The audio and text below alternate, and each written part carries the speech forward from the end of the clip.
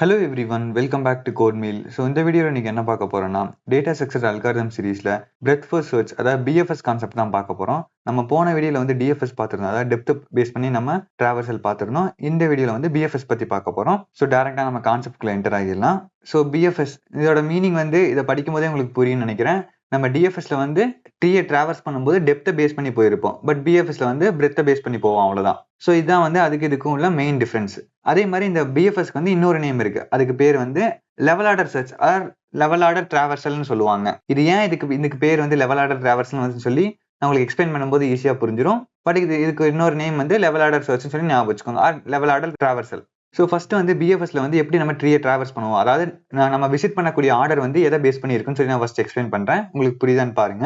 So நான் TFS பொறுத்த வரைக்கும் நான் ஒரு ஷார்ட் கட் உங்களுக்கு சொல்லி கொடுத்துருப்பேன். அதாவது நம்ம ரூட்ல இருந்து ஸ்டார்ட் பண்ணி இந்த ட்ரீயை சுற்றி ஒரு அவுட்லைன் டிரா பண்ணா அந்த அவுட்லைன் வந்து எந்தெந்த நோடெல்லாம் வந்து எனக்கு ரீச் பண்ணிட்டு போதும் அந்த நோடை வந்து நீங்க அரேஞ்ச் பண்ணீங்கன்னா அதான் வந்து டிஎஃப்எஸ் மூலியமா டிராவர்ஸ் பண்ணா அந்த நோட்ஸ் வந்து விசிட் பண்ணக்கூடிய ஆர்டரா இருக்குன்னு சொல்லியிருக்கேன். ஃபார் எக்ஸாம்பிள் இதுல வந்து 1 2 4 5 3 6 இதுதான் வந்து டிஎஃப்எஸ். ஸோ டிஎஃப்எஸ்ல வந்து இப்படி டிராவல்ஸ் பண்ணியிருப்போம். அதாவது ஃபர்ஸ்ட் ஒரு பிரான்ச் எடுத்துக்கிட்டு அதோட லீஃப் நோடு, அதாவது எண்ணோடு எதுவோ அது வரைக்கும் ரீச் பண்ணிட்டு எப்போ எனக்கு டெப்த் எதுவுமே இல்லையோ அப்போ வந்து நம்ம அதோட சிப்ளிங்க்கு போவோம். ஸோ சிப்ளிங் எப்போ எண்ட் ஆகுதோ அப்போ வந்து திரும்ப வந்து பேக் ட்ராக் பண்ணுவோம், அதாவது திரும்ப அதோட பேரண்ட்டுக்கு போய் அதோட சிப்ளிங்க்கு போவோம். ஸோ இதுதான் வந்து டிஎஃப்எஸ்ல பார்த்துருப்போம். ஸோ பிஎஃப்எஸ்ல வந்து இதுக்கு அப்படியே ஆப்போசிட்டா பண்ணுவோம். ஃபார் எக்ஸாம்பிள் இங்க வந்து ஒரு பிரான்ச் எடுத்துக்கிட்டா அந்த பிரான்ச் வந்து எண்ட் ரீச் பண்ற வரைக்கும் நம்ம போறோம். பட் பிஎஃப்எஸ்ல வந்து நம்ம டெப்த்தை பேஸ் பண்ணி போகாம பிரெத்தை பேஸ் பண்ணி போவோம், அவ்வளவுதான் டிஃபரன்ஸ். பிரெத் மீன்ஸ் ஒன்றும் இல்லை, லெவல் ஞாபகம் வச்சுக்கோங்க. இந்த உங்களுக்கு பிரெத்தை விட இந்த லெவல்ங்கிற வேர்டு வந்து ஈஸியா அண்டர்ஸ்டாண்ட் ஆகும்னு நினைக்கிறேன். எப்படின்னு பாத்தீங்கன்னா இந்த ரூட் நோடு, அதாவது இந்த நோட்ஸ் எல்லாம் இருக்குல்ல, இந்த ஒவ்வொரு நோடு வந்து ஒவ்வொரு லெவல்ல இருக்கும். லெவல்னா ஒன்றும் இல்லை, ஜஸ்ட் வந்துட்டு அந்த நோடு வந்து ரூட்ல இருந்து எவ்வளவு டிஸ்டன்ஸ்ல இருக்கு இதுதான் வந்து லெவல். ஃபார் எக்ஸாம்பிள் இப்போ ரூட் நோடு வந்து எனக்கு ஸ்டார்டிங் இதுதான். ஸோ இதை வந்து நம்ம லெவல் 0ன்னு சொல்லி வச்சுக்கலாமா, L0ன்னு வச்சுக்கிறேன் நான். ஸோ இந்த ரெண்டு நோடு வந்துட்டு ரூட்ல இருந்து ஒரே ஒரு நோடு வந்து அதாவது அடுத்த லெவல்ல இருக்கு. ஸோ இதை வந்து L1ன்னு சொல்லி வச்சுக்கிறேன் நான். இது மூணும் பாத்தீங்கன்னா L2ல இருக்கு.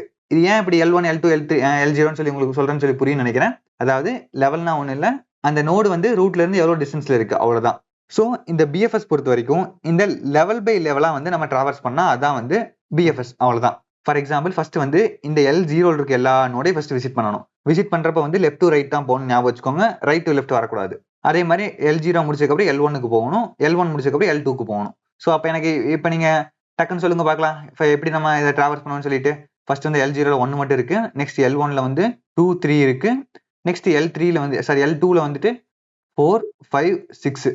ஸோ அவ்வளவுதான், இதுதான் வந்து பிஎஃப்எஸ். ஸோ எப்படி நம்ம டிராவல்ஸ் பண்ணியிருக்கோம், அதாவது டிஎஃப்எஸ்க்கும் பிஎஃப்எஸ்க்கு என்ன டிஃபரன்ஸ் சொல்லி உங்களுக்கு புரிஞ்சுன்னு நினைக்கிறேன். இங்க பாத்தீங்கன்னா எனக்கு ஸ்டார்டிங் நோடு வந்து சேமா இருக்கும், எனக்கு டிஎஃப்எஸ் பிஎஃப்எஸ் பொறுத்த வரைக்கும். மேபி செகண்ட் நோடும் சேமா தான் இருக்கும். ஃபர்ஸ்ட் ரெண்டு நோடு விசிட் பண்ணக்கூடிய நோடோட ஆர்டர் வந்து சேமா தான் இருக்கு எப்பயுமே. பட் லாஸ்ட் வந்து மீதி இருக்க எல்லா நோடுமே வந்து சேமா இருக்கும் சொல்லி அவசியமே இல்லை. பட் ஃபர்ஸ்ட் ரெண்டு நோடு சேமா தான் இருக்கும். ஏன்னு சொல்லி உங்களுக்கு தெரியும் நினைக்கிறேன். ஏன்னா ஸ்டார்டிங் எப்பயுமே வந்து ரூட்டை தான் விசிட் பண்ணுவோம். ஸோ ஸ்டார்டிங் சேம் தான்.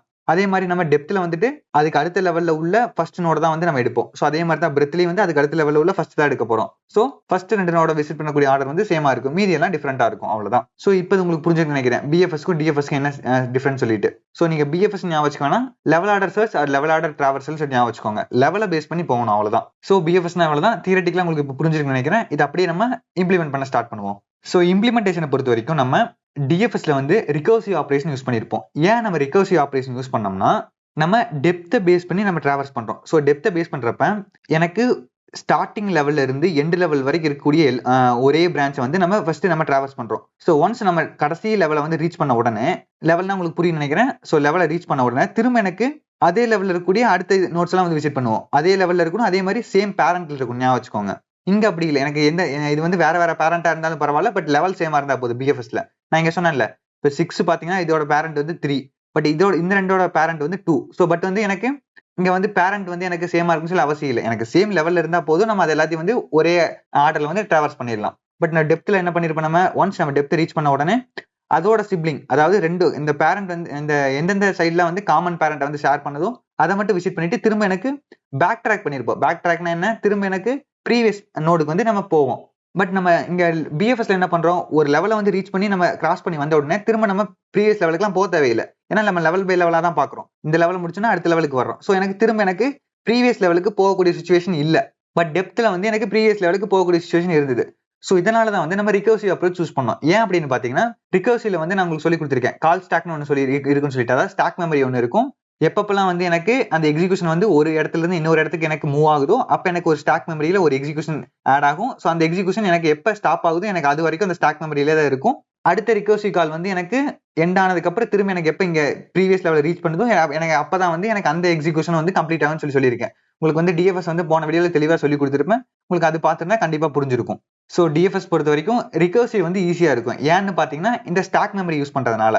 ஸ்டாக் நான் என்ன சொல்லியிருக்கேன், லாஸ்ட் இன் ஃபர்ஸ்ட் அவுட், அதாவது லாஸ்டா இதை இன்செர்ட் பண்ணுமோ அதான் வந்து ஃபர்ஸ்ட் ஆக்சஸ் பண்ணுவோம். ஸோ அதே மாதிரி தான் இங்க டிஎஃப்எஸ் என்ன பண்ணிருப்போம், லாஸ்டா நம்ம எந்த நோட விசிட் பண்ணமோ அதை தான் வந்து நம்ம ஃபர்ஸ்ட் ஆக்சஸ் பண்ணுவோம். ஸோ உங்களுக்கு வந்து டிஎஃப்எஸ் வந்து உங்களுக்கு அந்த வீடியோ தெளிவா புரிஞ்சிருக்கும். நான் திரும்ப திரும்ப பேசி டைம் வேஸ்ட் பண்ண விரும்பல. ஸோ டிஎஃப்எஸ்ல வந்து ரிகர்சிவ் யூஸ் பண்ணிருப்போம். பட் நம்ம பிஎஃப்எஸ்ல வந்து இப்போ ஐட்ரேட்டிவ் அப்ரோச் யூஸ் பண்ண போறோம். ஏன்னு பாத்தீங்கன்னா நம்ம லெவல் பை லெவல் ப்ராசஸ் பண்றதுனால ஒவ்வொரு லெவல்லையும் வந்து என்னென்ன நோடு இருக்குன்னு சொல்லிட்டு நம்ம ஒரு கலெக்ஷன்ல வந்து மெயின்டைன் பண்ணிட்டே வரலாம். ஸோ அந்த கலெக்ஷனை யூஸ் பண்ணி தான் வந்து நம்ம லெவல் பை லெவலா ப்ராசஸ் பண்ண போறோம். இதை வந்து நீங்க ரிகர்சிவ் மூலியமாவும் பண்ணலாம். பட் அப்படி பண்ணா என்ன ஆகும்னா ஒவ்வொரு லெவலையும் என்னென்ன நோடு இருக்குன்னு சொல்லிட்டு நீங்க அதை மெயின்டைன் பண்றதுக்கு அந்த கலெக்ஷனை வந்து திரும்ப திரும்ப ரிகர்சிவ்ல பாஸ் பண்ண வேண்டியதா இருக்கும். ஸோ அது வந்து உங்களுக்கு அண்டர்ஸ்டாண்ட் பண்றதுக்கு கொஞ்சம் கஷ்டமா இருக்கும். நான் உங்களுக்கு ஐடிடி மூலியமா போட்டு காட்டுறேன், உங்களுக்கு ஈஸியா புரிஞ்சிடும். பட் ரிகர்சிவ் வந்து ஏன் கஷ்டம் சொல்லி உங்களுக்கு இம்ப்ளிமெண்ட் பண்ணும்போது சொல்றேன்.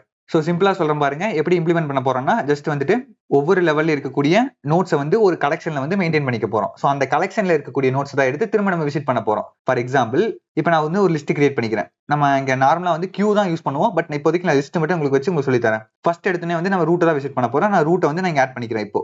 ஸோ ரூட்டை முடிச்சதுக்கு அப்புறம் நான் அடுத்த லெவலுக்கு போகணும். இப்போ நான் அடுத்த லெவலுக்கு போயிட்டா திரும்ப இங்க வர முடியாது.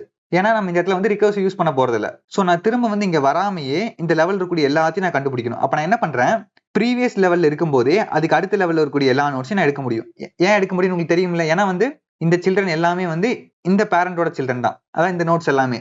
சோ நான் இந்த பேரண்ட்ல இருந்து சைல்டு வந்து ஆக்சஸ் பண்ண முடியும்ல. சோ அதை தான் இங்க பண்றேன்.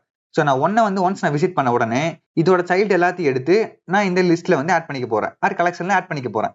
ஏன் அப்படி பண்றேன்னா இப்ப பாருங்களேன், இந்த 1 வந்து ஒரு லெவல்ல இருக்கா, சோ இந்த 2 and 3 வந்து ஒரு லெவல்ல இருக்கா. இப்ப பாருங்க எனக்கு லெவல் பை லெவல் ஆட் ஆயிட்டே வருதா. ஏன்னா நான் ஒரு லெவலை வந்து முடிச்சதுக்கு அப்புறம் அதுக்கு அடுத்த லெவல்ல நான் எதை விசிட் பண்ண போறேன்னா அதை ஃபர்ஸ்ட் நான் ஆட் பண்ணி வச்சுக்கிறேன். சோ அதுக்கப்புறம் நான் இதை முடிச்சுட்டு நெக்ஸ்ட் நான் இதுக்கு வர போறேன், அவ்வளவுதான். சோ அதே மாதிரி தான் இங்க இப்ப பாருங்க, இங்க 1 முடிச்சதுக்கு அப்புறம் 2, 3 ஆட் பண்ணிக்கிட்டேன். அதே மாதிரி தான் நான் 2க்கு வரும்போதே இந்த 4, 5 ஆட் பண்ணிக்குவேன் இங்க. சோ 4, 5 இங்க ஆட் ஆயிரும். சோ 2 முடிச்சதுக்கு அப்புறம் நான் 3க்கு வரணுமா. சோ 3 வந்து எனக்கு எப்படி எனக்கு தெரியும், 2க்கு அப்புறம் 3 தான் நான் பார்க்கணும்னு சொல்லிட்டு அதான் நம்ம இங்க நம்ம லோட் பண்ணி வச்சிருக்கோம்ல. சோ 2க்கு அப்புறம் நம்ம 3 தான் இங்க பார்க்கணும். சோ 3ல வந்து எனக்கு 6 இங்க ஆட் பண்ணி வச்சுக்கிறேன். சோ இப்போ எனக்கு 1, 2, 3 இது மூணுமே விசிட் பண்ணி முடிச்சாச்சா. சோ 4, 5, 6 மட்டும் இருக்கா. சோ அந்த 4, 5, 6 நம்ம ஆர்டரா வந்து விசிட் பண்ண முடிஞ்சது.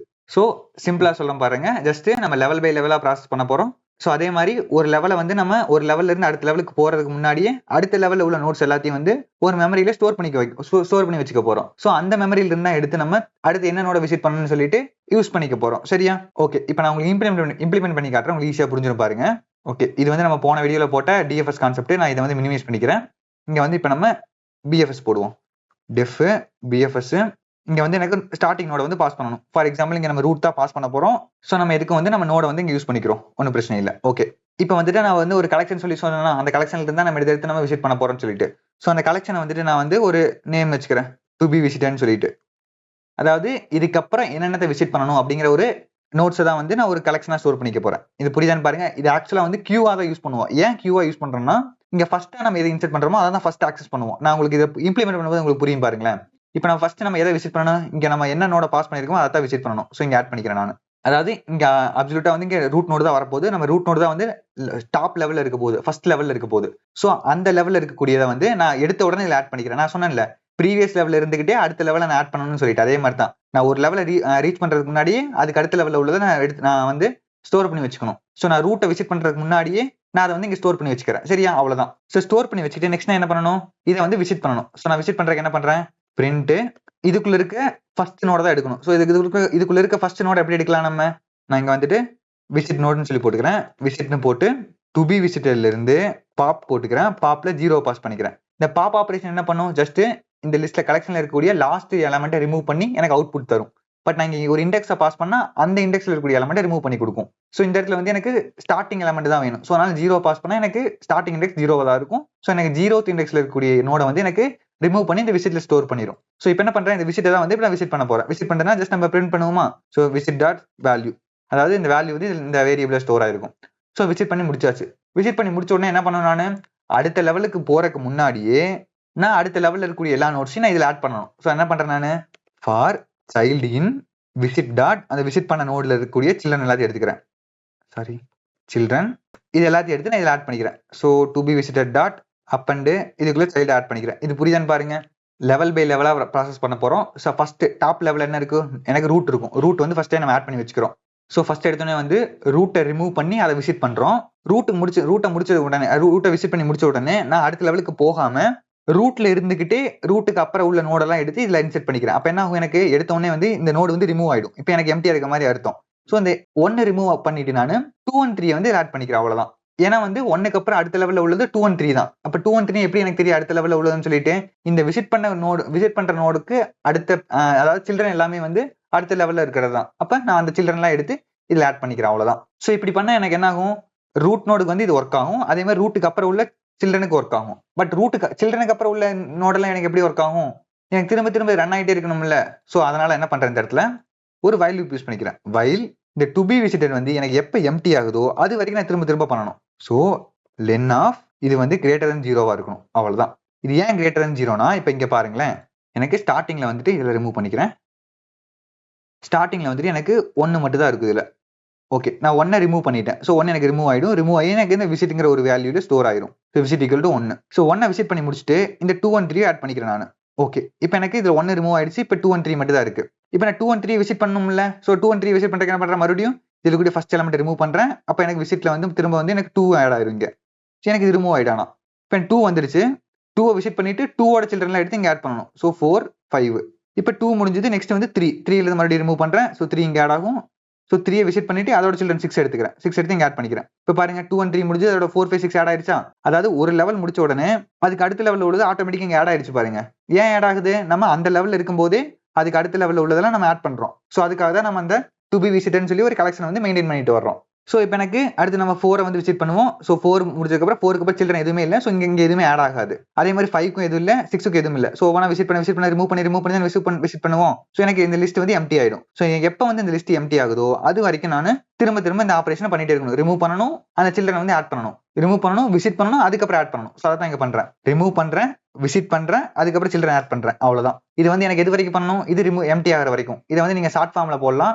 இது ரிமூவ் பண்ணிட்டீங்கன்னா போதும். ஜஸ்ட் அந்த லிஸ்டோட நேம் அப்படியே போட்டீங்கன்னா போதும். இந்த லிஸ்ட்டுக்குள்ள ஏதாவது வேல்யூ இருந்தா அது ட்ரூன்னு எடுத்துக்கும், இல்லைன்னா ஃபால்ஸ்னு எடுத்துக்கும். நான் இங்க போட்ட லென் ஆபரேஷன் ஒரு லென் ஃபங்க்ஷன் யூஸ் பண்ணி அதோட ஷார்ட் ஃபார்ம் தான் இது, ஞாபகம் வச்சுக்கோங்க. அவ்வளவுதான். ஸோ இப்போ நம்ம ரன் பண்ணி பார்க்கலாமா.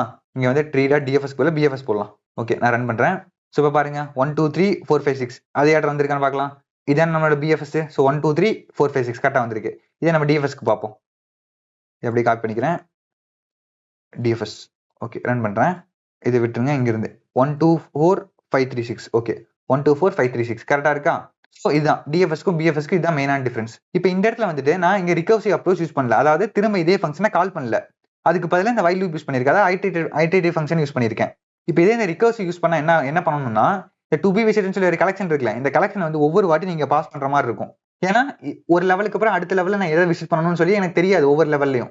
ஸோ அதை மெயின்டைன் பண்றதுக்காக இந்த லிஸ்ட் கண்டிப்பா தேவை. அந்த லிஸ்ட் வந்து ஒவ்வொரு ரிகர்சிவ் ஆபரேஷன்ல இருக்கணும். ஸோ அப்படி பாஸ் பண்ணா வந்து எனக்கு ஒவ்வொரு ரிகர்சிவ் கால்லையும் வந்து அடிஷனலா அந்த மெமரி வந்து எனக்கு ஸ்டோர் ஆகிட்டே இருக்கும். அதே மாதிரி உங்களுக்கு அண்டர்ஸ்டாண்ட் பண்றதுக்கு கொஞ்சம் காம்ப்ளிகேட்டா இருக்கும். ஸோ அதை அவாய்ட் பண்றதுக்காக தான் நான் அந்த ஐடரேட்டிவ் அப்ரோச் சூஸ் பண்ணியிருக்கேன். சரியா. ஸோ அவ்வளவுதான் வந்து இந்த பிஎஃப்எஸ் பொறுத்த வரைக்கும். இந்த பிஎஃப்எஸ் வந்து உங்களுக்கு புரிஞ்சிருக்குன்னு நினைக்கிறேன். நீங்க வந்து நான் டீபக் பண்ண டைம் தான் வேஸ்ட் ஆகும். நீங்க டீபக் பண்ணி பாருங்க. ஜஸ்ட் வந்து இந்த ரூட் நோட் இருக்குல்ல, இந்த ரூட் நோட் வந்து ஃபர்ஸ்ட் ஆட் ஆயிரும். அதுக்கப்புறம் வந்து ரூட்டை ரிமூவ் பண்ணிடுவோம். இதுல எம்டி இருக்க மாதிரி கன்சிடர் பண்ணிக்கோங்க. இப்போ இந்த ரூட் வந்து இந்த இடத்துல இருக்கும். இந்த ரூட்டை வந்து ஃபர்ஸ்ட் விசிட் பண்றோம், பண்ணிட்டு 2 and 3 இங்க ஆட் பண்ணிக்கிறோம். அவ்வளவுதான். இப்போ 2 and 3 வந்து இது மூலியமா ஆட் ஆயிரும். இப்போ மறுபடியும் வந்து இந்த கண்டிஷன் செக் பண்ணும், இந்த லிஸ்ட் வந்து எனக்கு எம்டியா இருக்கான்னு. இல்ல மறுபடியும் வந்து 2 ரிமூவ் பண்ணும், பண்ணிட்டு விசிட் பண்ணும், அடுத்து 4 5 வந்து இங்க ஆட் பண்ணிரும்.